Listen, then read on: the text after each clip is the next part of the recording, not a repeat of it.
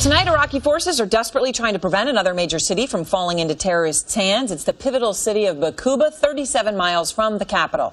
We're told parts of the city are now under ISIS control. That is the brutal group known as the Islamic State in Iraq and Syria. Tonight, for the first time, we're seeing the aftermath of these extremist surges. New video from Iraq's second largest city of Mosul. These are cars and trucks, as you can see, burned, trashed, abandoned. And new disturbing video showing what appears to be a young child armed in the midst of the militants.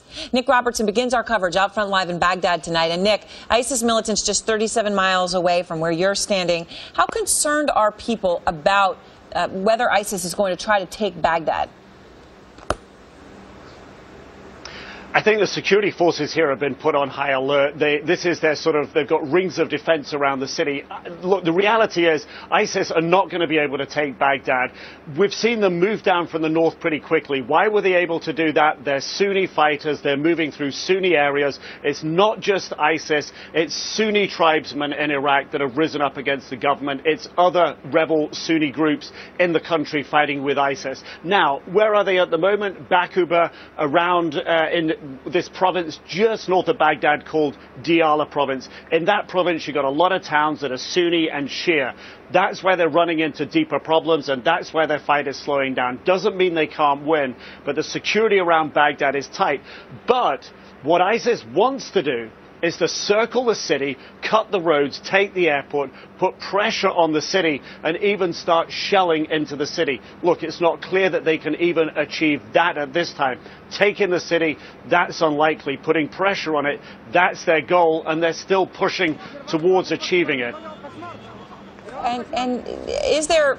How much fear is there, Nick, where you're standing? I mean, are people, we see, we're going to show some of them in just a moment, some of these horrific videos, these executions. Are people afraid? Yeah, yes and no. I mean, look, late last week when ISIS was on this really rapid roll towards Baghdad, there was a real concern here. We talk about checkpoints, we talk about security in the city. The faces at some of these checkpoints are changing. What that means is that more dependable, reliable security forces, the guys that won't put down their weapons and take their uniforms off and run away, are being put in place. People see that. They know that's happening.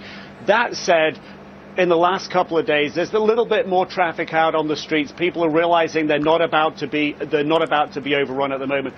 We talk about bad stuff that's happened. We talk about these execution videos that ISIS is putting out there. But you know, we heard today the government here saying that ISIS had killed 44 prisoners. You know what?